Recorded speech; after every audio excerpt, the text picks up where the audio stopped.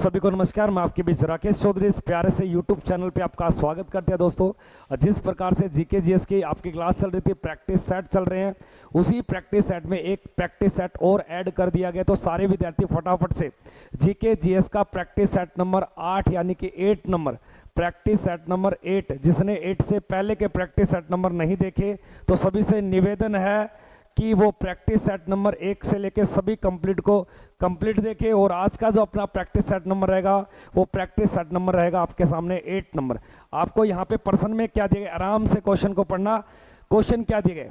और सभी दोस्तों से कहना चाहता हूँ तो जो पहली बार चैनल पे जुड़े सभी से हाथ जोड़ के विनती है, चैनल को सब्सक्राइब करेंगे, वीडियो को लाइक करेंगे, वीडियो को शेयर करेंगे।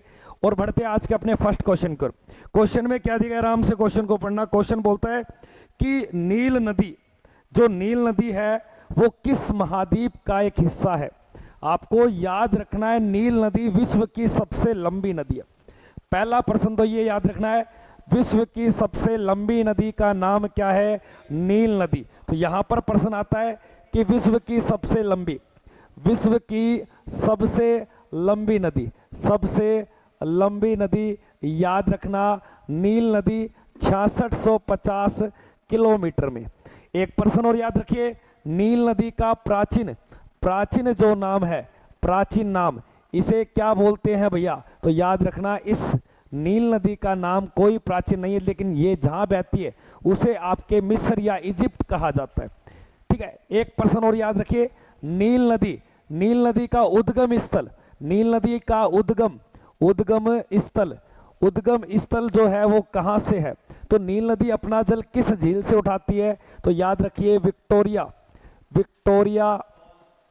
विक्टोरिया लेक यानी कि विक्टोरिया झील से। दूसरा प्रश्न याद रखिए, अगर प्रश्न आ जाए नील नदी का वरदान किसे बोलते हैं, नील नदी का वरदान और नील नदी का शोक किस शहर को या किस देश को बोला है। तो आपका उत्तर होगा मिस्र को। किसको बोला गया, मिस्र को। दुनिया की सबसे पहली सभ्यता, दुनिया की यानी कि विश्व की प्रथम या बोल सकते हो प्राचीन सभ्यता का नाम क्या है। तो आपका राइट उत्तर होगा नील नदी घाटी सभ्यता। नील नदी घाटी सभ्यता, या इसे बोलते हैं मिस्र, या इसे कहा जाता है इजिप्ट सभ्यता। कीप ए साइलेंट, ऊपर जाके बात कर ले, दोनों जनों से बोल रहा हूं, ऊपर चले जाओ ईमानदारी से, नहीं मार के भूत बनाऊंगा एक का। याद रखिए, अगर प्रश्न आ जाए कि नील नदी किस महाद्वीप में बहती है तो आपका राइट उत्तर होगा अफ्रीका। कहां बहती है, अफ्रीका के बारे में प्रश्न सुनना। दुनिया का अगर प्रश्न आ जाए, दुनिया या पृथ्वी का दूसरा सबसे बड़ा महाद्वीप कौन सा है। तो महाद्वीप याद रखोगे लाडले, अफ्रीका महाद्वीप को अंध महाद्वीप भी कहा जाता है। महाद्वीप यानी कि काला महाद्वीप भी कहा जाता है। अफ्रीका याद रखना, दुनिया के सर्वाधिक जो देश लगभग आपके 54 देश किस महाद्वीप में है, अफ्रीका के अंदर याद रखना दोस्तों। आपसे कई बार प्रश्न आता है कि अफ्रीका महाद्वीप से भूमध्य करक और मकर तीनों रेखाएं गुजरती हैं। मकर रेखा, भूमध्य रेखा, करक रेखा, ये तीनों रेखाएं किस महाद्वीप से गुजरती है, अफ्रीका से गुजरती है। ये आपको याद रखना। यहां पर आपका बिल्कुल राइट उत्तर हो जाएगा अफ्रीका महाद्वीप। एक छोटा सा प्रश्न बताइए, अफ्रीका और यूरोप को अलग करने वाली जल संधि। ऊपर महाद्वीप है यूरोप और नीचे है अफ्रीका। इनके बीच की जो जल संधि उसे बोलते हैं जिब्राल्टर जल संधि। तो जिब्राल्टर जल संधि किन दो महाद्वीप के बीच है, अफ्रीका और यूरोप का याद रखिए कौन सा देश है, कमेंट करके बताएंगे सारे विद्यार्थी, यूरोप के किस देश से। एक छोटा सा प्रश्न और पूछना था, तो विश्व का सबसे बड़ा महाद्वीप कौन सा है, एशिया। दूसरे नंबर पे कौन सा आपके अफ्रीका, अंध महाद्वीप इसे कहा जाता है। दुनिया में सर्वाधिक देश कहाँ पाए जाते हैं, अफ्रीका में। भूमध्य रेखा, कर्क रेखा, मकर रेखा, तीनों रेखाएं यहां से गुजरती है।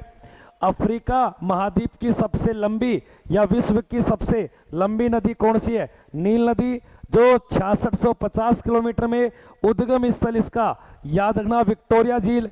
अफ्रीका से नील नदी को वरदान और शोक दोनों कहा जाता है, किस देश का, मिस्र का।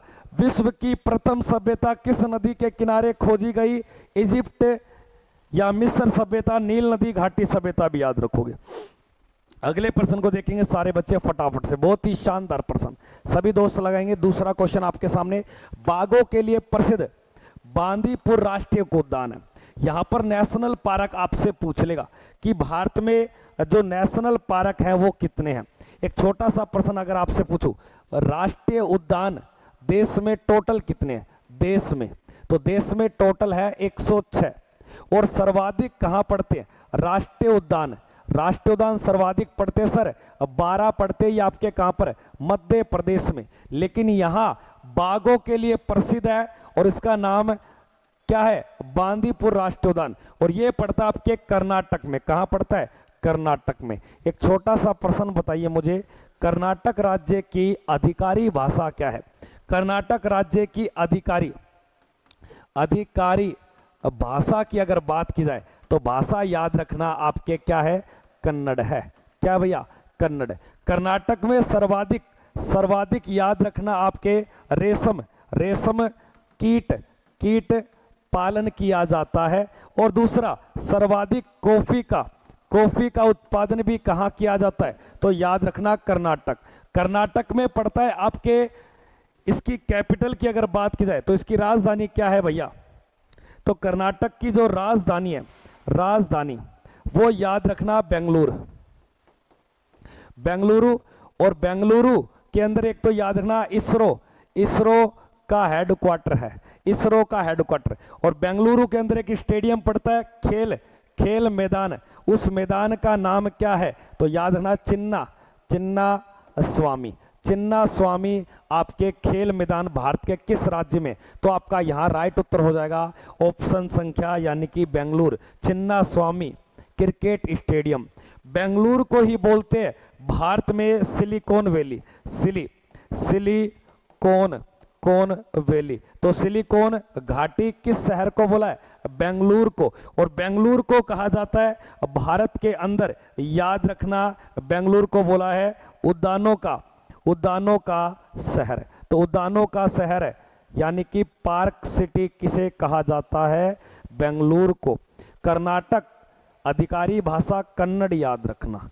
कर्नाटक अगर मैं पूछ लूं तो बांदीपुर नामक जगह कहां पड़ता है, कर्नाटक में। कर्नाटक में एक जगह पड़ती है बेलगांव, क्या पड़ती है भैया, बेलगांव। और बेलगांव में याद रखना 1924 में महात्मा गांधी ने कांग्रेस पार्टी की एकमात्र अध्यक्षता की थी।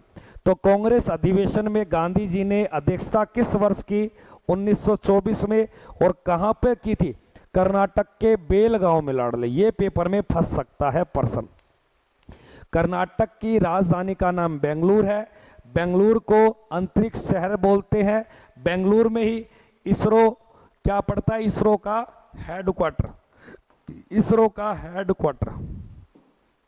यहां तक कोई दिक्कत है क्वेश्चन में? मेरे हिसाब से तो यहां पे कोई भी दिक्कत नहीं है। अगर कोई क्वेश्चन आपको नहीं समझ में आता तो कमेंट करके जरूर लिखोगे। अगले प्रश्न को देखिए लाडले, क्या दिया गया, नेक्स्ट क्वेश्चन फटाफट से। अगला प्रश्न कि एक देशांतर को पार करने में, याद रखिए हमारी पृथ्वी के एक ढांचे को, पृथ्वी को समझने के लिए एक ग्लोब की नीड है। किसकी है भैया, ग्लोब की आवश्यकता है, ग्लोब की आवश्यकता।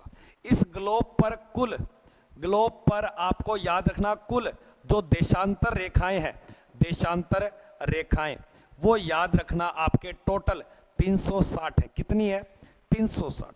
हमारी पृथ्वी अपनी जगह क्या कर रही है, परिभ्रमण कर रही है। क्या कर रही है, परिभ्रमण, जो पश्चिम से पूर्व घूमती रहती है, ऐसे ऐसे चक्कर लगा रही है। याद रखना इसका परिभ्रमण जो काल है वो 24 घंटे का। कितने घंटे का? 24 घंटे में एक चक्कर लगाइए। और हमारी पृथ्वी पर जो इस प्रकार की देशांतर रेखाएं हैं, इस प्रकार की रेखाएं, वो टोटल कितनी है? 360। कितनी है भैया? 360। और एक घंटे में कितना डिग्री या कितना झुकाव, यानी कि कितना डिग्री घूम सकती है? तो इसको काट के देख लेना, आपके कितना आएगा? 15। तो एक घंटे में कितना डिग्री घूमती है? 15 डिग्री। जब 1 डिग्री घूमना हो तो ऊपर घंटे की मिनट और 15 आपके एंगल, तो 15 चौके 60। यानी कि पृथ्वी अपनी जगह अगर गोल गोल घूमेगी तो 1 डिग्री घूमने में कितना मिनट लेगी? 4 मिनट। तो एक देशांतर से दूसरे देशांतर तक सूर्य का प्रकाश पहुंचने में या खुद को मूव करने में 4 मिनट का समय लगता है। कितने मिनट का समय लगता है? 4 मिनट का समय लगता है। ये आपको याद रखना है पक्का पक्का। अब सुनना, कोई भी एक देशांतर और उसके दूसरा देशांतर, इसके बीच की जो खाली जगह है, इस जगह को गोरे कहा जाता है। गोरे। तो पेपर में यह भी बनता है, दो देशांतरों के बीच के स्थान को क्या बोलते हैं स्थानीय भाषा में? गोरे कहा जाता है। सुनना मेरी बात, दो देशांतरों के मध्य की जो सर्वाधिक दूरी होती है वो कौन सी रेखा पे? भूमध्य रेखा पर है। कितनी? 111.32 किलोमीटर। 111.32 किलोमीटर रेखा। प्रश्न क्या बनेगा? कौन सी अक्षांश रेखा पर दो देशांतरों की बीच की दूरी ज्यादा? बीच वाले अक्षांश पर। और बीच वाले अक्षांश का नाम क्या है? भूमध्य रेखा, यानी कि 0 डिग्री अक्षांश। ये प्रश्न आता है पेपर में। सूर्य का प्रकाश दूसरे देशांतर पे पहुंचने में कितना समय लेगा? क्योंकि पृथ्वी परिभ्रमण कर रही है, तो एक देशांतर से दूसरे देशांतर मूव करने में 1 डिग्री यानी कि 4 मिनट। तो इसका राइट उत्तर हो जाएगा ऑप्शन संख्या आपके बी। अगला प्रश्न देखिए क्या दिया गया, नेक्स्ट क्वेश्चन फटाफट से, कि किस देश में सर्वप्रथम पेट्रोलियम का उत्पादन हुआ था? तो सबसे पहले पेट्रोल निर्यात करने के लिए, सॉरी निकालने के लिए जो रिफाइनरी लगाई गई थी, पेट्रोलियम। लेकिन भारत में जो खनिज तेल है वो निकालने के लिए या एशिया की, तो कई बार ये भी प्रश्न आता है, एशिया की पहली तेल रिफाइनरी,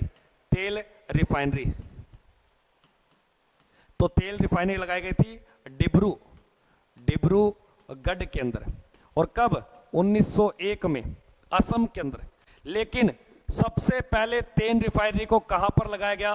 तो याद रखना, संयुक्त राज्य अमेरिका। भारत की सबसे बड़ी तेल रिफाइनरी आज वर्तमान में, याद रखना, गुजरात का जामनगर। कोई दिक्कत नहीं है यहां तक? कर लोगे भाई? करना तो पड़ेगा।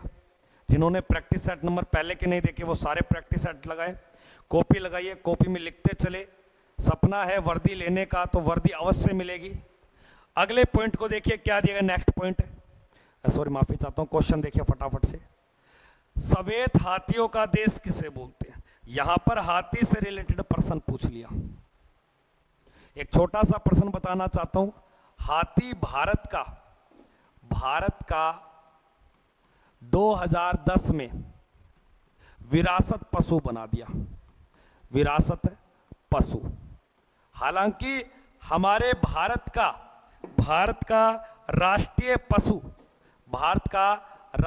पशु अगर पूछे तो आपको बाघ बताना है, जबकि विरासत पशु कौन सा बना दिया है? हाथी को। लेकिन यहां प्रश्न दिया गया सफेद हाथियों का देश या 1000 हाथियों की भूमि की बात करें तो बताना आपको लाओस। तो 1000 हाथियों की भूमि लाओस देश को बोलते हैं, जबकि सफेद हाथियों का देश थाईलैंड को कहा जाता है। किसको बोलते हैं? थाईलैंड को। और थाईलैंड, याद रखना, विश्व में सबसे ज्यादा प्राकृतिक रबड़ का उत्पादन होता है। विश्व में सबसे ज्यादा रबड़ उत्पादन करने वाला देश बोले तो थाईलैंड, याद रखना है। एक और छोटा प्रश्न, अगर प्रश्न आ जाए इस थाईलैंड की कैपिटल का नाम क्या है? कैपिटल, तो तो थाईलैंड की कैपिटल को बैंकॉक बोलते हैं। क्या बोलते हैं? बैंकॉक कहा जाता है। ये आपको याद रखना। एक छोटा सा प्रश्न और पूछना चाहता हूं, अगर प्रश्न बन जाए कि हाथियों का देश कौन सा देश है, तो सीधा आपको प्रश्न करना पड़ेगा आपके थाईलैंड, या 1001 शब्द मिलेगा तब आपको लाओस करना पड़ेगा। सफेद हाथियों का देश बोले तब भी क्या करना पड़ेगा? थाईलैंड को। जबकि जापान को याद रखने के लिए आपको याद रखना है सूर्य उदय का देश, सूर्य उदय का देश। एक ये प्रश्न आपको पक्का पक्का याद रखना है। ऑस्ट्रेलिया को बोलते हैं प्यासी, प्यासी भूमि, भूमि का देश। तो प्यासी भूमि का देश कंगारुओं का देश, कंगारुओं का देश किसको बोला गया? ऑस्ट्रेलिया को। कोई दिक्कत है क्या यहां तक? बताइए एक बार सारे विद्यार्थी कमेंट करके एक छोटा सा प्रश्न बताइए मुझे। भारत में हाथियों की प्राप्ति के लिए अशोक के द्वारा कौन सा युद्ध किया गया? एक ये प्रश्न दे दिया आपको मैंने, कमेंट सेक्शन में जरूर बताओगे। हाथियों को प्राप्ति के लिए सम्राट अशोक के द्वारा एक युद्ध किया गया था, उस युद्ध का नाम बताना है। बहुत ही इंपॉर्टेंट। इसके जीवन का एकमात्र युद्ध था, प्रथम व अंतिम।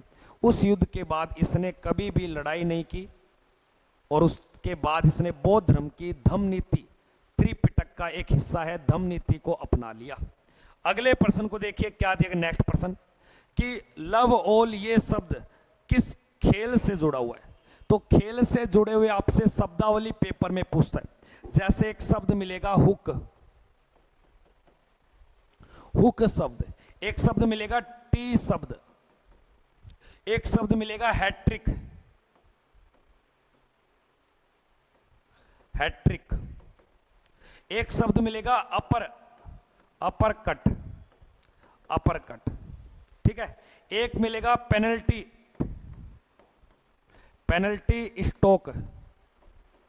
स्टोक, और एक मिलेगा पेनल्टी किक। ये दो शब्द है। सुनना मेरी बात, अगर प्रश्न आ जाए हुक शब्द का प्रयोग होता है हॉकी में, टी शब्द का प्रयोग होता है गोल्फ में, और हैट्रिक का शब्द होता है आपके क्रिकेट, और अपर कट का शब्द याद रखना मुक्केबाजी, और पेनल्टी स्टोक का संबंध है हॉकी से, जबकि पेनल्टी किक का संबंध है फुटबॉल से। किससे भैया? फुटबॉल से। ये आपको याद रखना है, कई बार प्रश्न आता है। चेस गेम तो सभी को पता, शतरंज। एक छोटा सा प्रश्न यहां पूछा गया है, लव ऑल शब्द जुड़ा हुआ है लॉन टेनिस से। किससे जुड़ा हुआ है? लॉन टेनिस से या टेबल टेनिस से, क्योंकि ये कहाँ यूज में होता है? चीन में, क्योंकि चीन का राष्ट्रीय खेल क्या है? Table tennis. लाडले, कोई दिक्कत नहीं है यहां पे, तो बिल्कुल भी दिक्कत नहीं होनी चाहिए। अगले प्रश्न को देखिए क्या दिएगा। नेक्स्ट क्वेश्चन फटाफट से, कि लूनी नदी किसमें गिरती है? लूनी नदी अपना जल कहां गिराती है? फटाफट से बताएंगे। लूनी नदी, कई नदियों के अंत यानी कि जल पूछता है। जैसे आपको प्रश्न मिलेगा नर्मदा नदी, नर्मदा नदी अपना जल कहां गिराती है? तो याद रखना खंबात की खाड़ी, खंबात की खाड़ी। और खंबात की खाड़ी ऑप्शन में ना हो तो याद रखना अरब सागर। जैसे एक प्रश्न मिलेगा कि सिंधु नदी अपना जल कहां गिराती है? तो उत्तर करोगे कच्छ का रण, और कच्छ का रण ना हो ऑप्शन में तो उत्तर करना आपको अरब सागर। एक नदी मिलेगी आपको ब्रह्मपुत्र नदी। क्या मिलेगी? ब्रह्मपुत्र नदी। और एक याद रखना गंगा नदी। तो ये दोनों नदियां अपना जल गिराती है बंगाल की खाड़ी में। और एक नदी और याद रखिए जो बहुत ही ज्यादा पेपर में बार बार पूछाती है कि गोदावरी और आपके कृष्णा और प्लस में कावेरी, ये सारी की सारी नदियां अपना जल गिराती है बंगाल की खाड़ी में।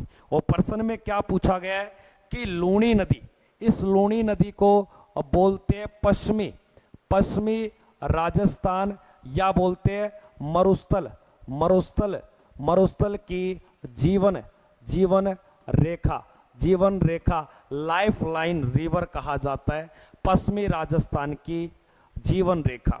दूसरी बात, इस लूणी को आदि, आदि और प्लस में आदि, आदि मीठी, मीठी व आदि, आदि खारी नदी भी बोलते हैं, खारी नदी।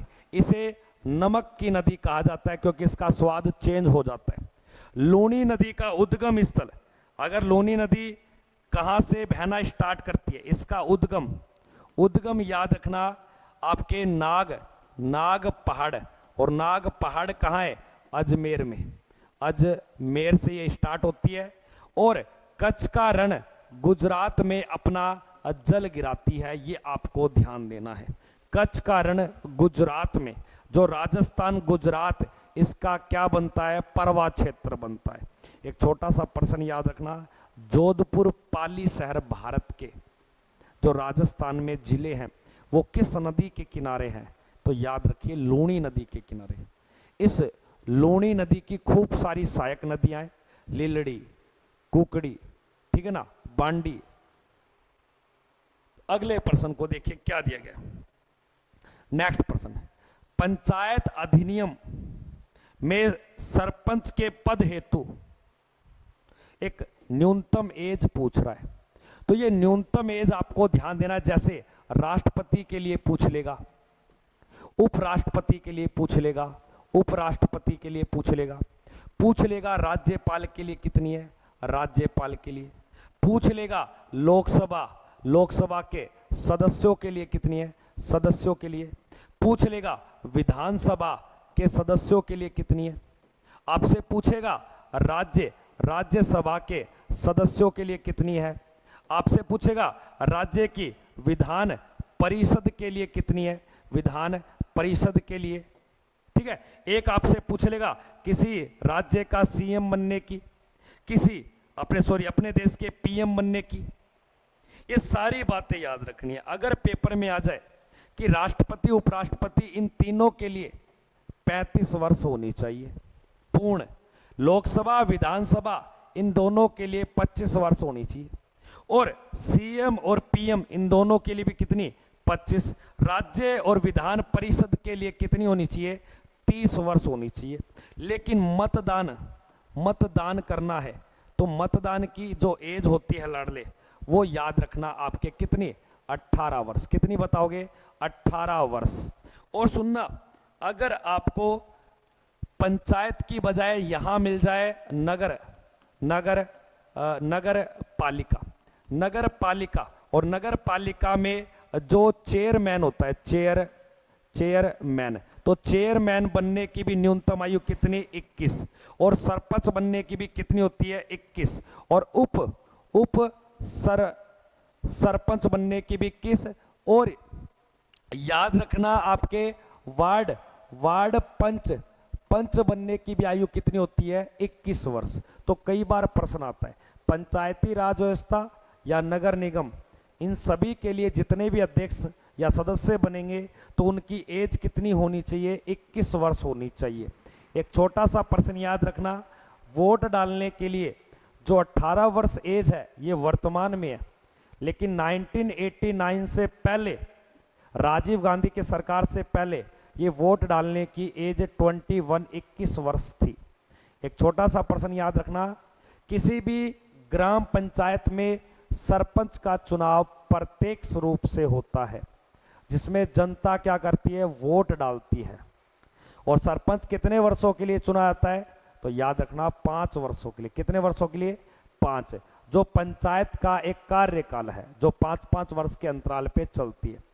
पंचायत, सबसे पहले पंचायती राज व्यवस्था कहां लागू हुई थी, राजस्थान के बगदरी गांव में, ठीक है ना। अगले प्रश्न को देखिए दोस्तों, क्या दिया, नेक्स्ट क्वेश्चन फटाफट से।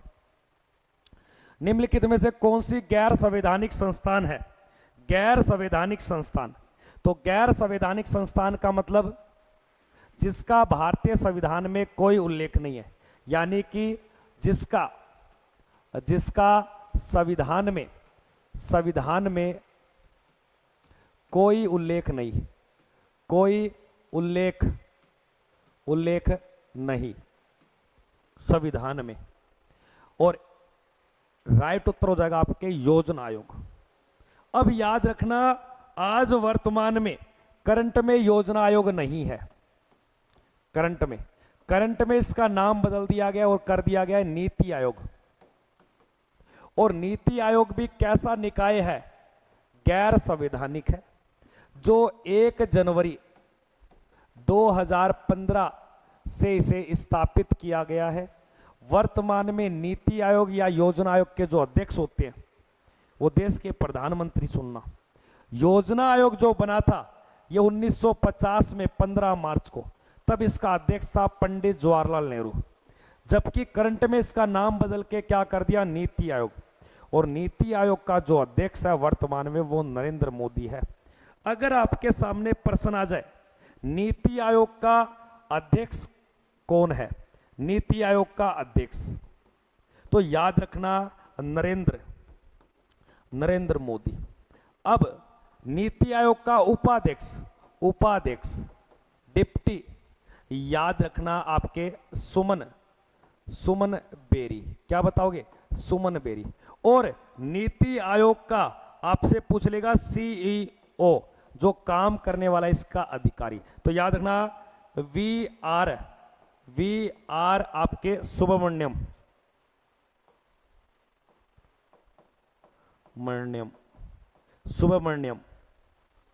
ठीक है। नीति आयोग का हेडक्वार्टर कहां पड़ता है? तो याद रखना नई दिल्ली में। इसका भारतीय संविधान में कहीं उल्लेख नहीं है, जिसे भारत में थिंक टैंक बोलते हैं। तो कई बार प्रश्न आता है नीति आयोग का नाम क्या है? Think tank. अगले प्रश्न में देखिए क्या दिया गया, नेक्स्ट प्रश्न, कि पंचतंत्र नामक पुस्तक के लेखक का नाम बताना। बुक से रिलेटेड बहुत प्रश्न आते हैं, बुक से रिलेटेड। जैसे एक आपको मैं बुक देता हूं, बहुत ही शानदार बुक का नाम है, याद रखना, गाइड पुस्तक। गाइड पुस्तक किसके द्वारा लिखी गई? तो पेपर में कभी आ जाए तो याद रखना R.K. नारायण। R.K. नारायण। एक बुक आपसे पूछ लेगा, मतलब ट्रेन टू पाकिस्तान।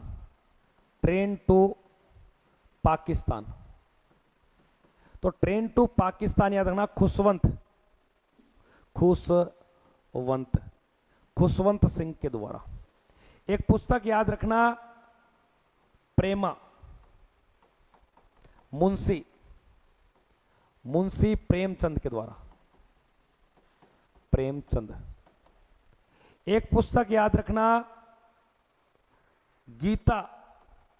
गीता या गीतांजलि, रविंद्र नाथ टैगोर। एक पुस्तक और बता दो लगे हाथ, गीता बोध किसकी है? गीता बोध, तो याद रखना आपके महात्मा गांधी की। एक याद रखिए गीता, भगवत गीता, वेद व्यास। एक और याद रखिए गीता रहस्य। तो ये याद रखोगे आपके किसकी? लोक मान्य बाल गंगाधर तिलक। एक और याद रखोगे गीत गोविंद नामक जो पुस्तक है ये जयदेव की है। किसकी है? जयदेव की। यहां तक कोई दिक्कत है किसी को? तो यहां प्रश्न में क्या दिया गया है कि पंचतंत्र नामक जो पुस्तक है वो किसके द्वारा लिखी गई है? तो याद रखना आपके विष्णु शर्मा के द्वारा। किसके द्वारा? विष्णु शर्मा। वेद व्यास ने लिखी है महाभारत। क्या लिखी है? महाभारत। और तुलसीदास ने लिखी है रामचरित्र मानस। तो रामचरित्र मानस आपको ध्यान देना है। और कालिदास को बोलते हैं भारत का शेक्सपियर। रघुवंश, आपसे प्रश्न आएगा रघुवंश। और प्लस में आपके मेघदूत और अभिज्ञान शकुंतलम और कुमार संभव, भारत का शेक्सपियर कालिदास को, ये आपको याद रखना है। तो लेखक और आपके पुस्तकों का कॉम्बिनेशन पेपर में आ सकता है। एक छोटा सा प्रश्न अगर आपसे मैं पूछ लूं कि पेपर में पूछ लिया जाए कि इंडिका पुस्तक किसने लिखी है, इंडिका, तो याद रखना मेगास्थनीज के द्वारा। किसके द्वारा? मेगास्थनीज के द्वारा। एक बार रिवीजन करते हैं अपने प्रैक्टिस सेट की, तो सारे विद्यार्थी बताते चलेंगे मुझे। आपसे प्रश्न आ जाए कि पंचतंत्र के लेखक कौन है, तो क्या बोलोगे? विष्णु दत्त शर्मा। क्या बोलोगे? विष्णु दत्त शर्मा। आगे देखिए, निम्नलिखित में से कौन सी एक गैर संवैधानिक निकाय है जिसका भारतीय संविधान में कोई भी चर्चा यानी कि नहीं है, कोई आर्टिकल में उसको परिभाषित नहीं करवाया गया? तो याद रखना योजना आयोग, जो बन के आज क्या है, नीति आयोग। अगला प्रश्न देखना, पंचायत अधिनियम में सरपंच के पद, जो 1993 का 73वां संविधान संशोधन जो पंचायतों के कानून से बनाया गया, उसमें पंचायत का आपको एक सदस्य, एक मेंबर बनना है, जैसे ग्राम पंचायत, पंचायत समिति, जिला परिषद। तो इनमें आपको जब इनका हेड अध्यक्ष बनना होता है तो आपकी एक न्यूनतम एज होती है, वो कितने वर्ष है? 21 वर्ष है। जबकि राष्ट्रपति, उपराष्ट्रपति, राज्यपाल 35 वर्ष, सीएम, प्रधानमंत्री 25 वर्ष, लोकसभा का सदस्य, राज्यों की विधानसभा के सदस्य 25 वर्ष, संसद के उच्च सदन यानी कि राज्यसभा और राज्य विधानमंडल का उच्च सदन जो भारत के 6 राज्यों में जिसे बोलते हैं विधान परिषद, विधान परिषद और राज्यसभा के सदस्यों बनने की आयु 30 वर्ष, जबकि वोट डालने की आयु 18 वर्ष। आगे देखिए, लूणी नदी अपना जल कहां गिराती है? ये अजमेर के नाग पहाड़ से होते हुए गुजरात के कच्छ का रण यानी कि अरब सागर में अपना जल गिराती है। अरब सागर ऑप्शन में ना हो तो आपको कच्छ का रण जरूर मिलेगा। इस लूणी नदी को आधी मीठी व आधी खारी नदी कहा जाता है, ये आपको पक्का पक्का याद रखना है। अगले प्रश्न को देखिए, लव ऑल ये शब्द किस खेल से जुड़ा हुआ है? क्रिकेट से, हॉकी से, टेनिस से, फुटबॉल से? तो ये याद रखना आपके टेनिस से जुड़ा हुआ है। अगला प्रश्न देखना, सफेद हाथियों का देश किसे कहा गया? सफेद हाथियों का देश, 1000 हाथियों की भूमि लाओस को बोलते हैं, सफेद हाथियों का देश थाईलैंड को कहा जाता है।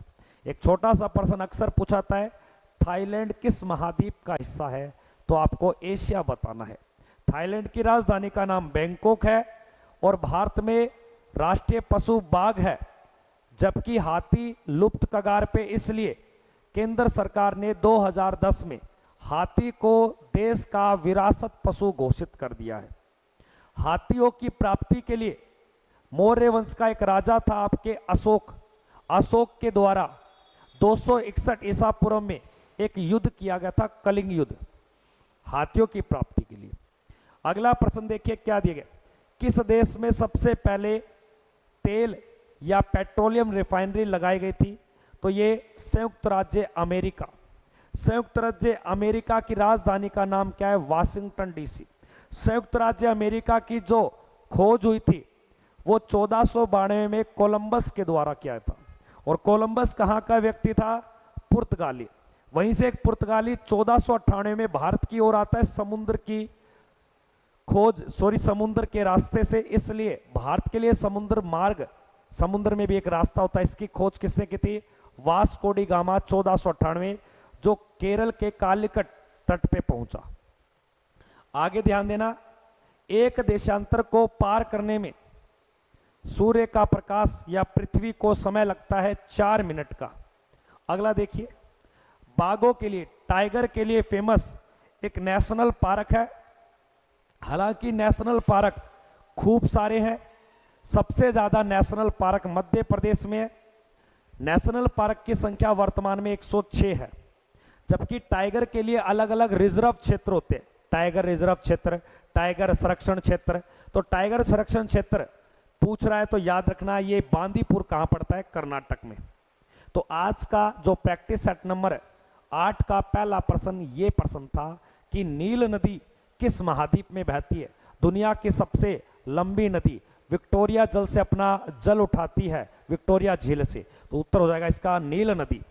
तो दोस्तों, जो विद्यार्थी पहली बार सेशन में जुड़ा है सभी से हाथ जोड़ के विनती है, सेशन को शेयर करेंगे, वीडियो को लाइक करेंगे, और आपको हमारे सेशन पसंद आ रहे हैं प्रैक्टिस सेट, तो सारे विद्यार्थी से हाथ जोड़ के विनती है चैनल को सब्सक्राइब करेंगे। मिलते हैं नई वीडियो में, तब तक के लिए जय हिंद, वंदे मातरम।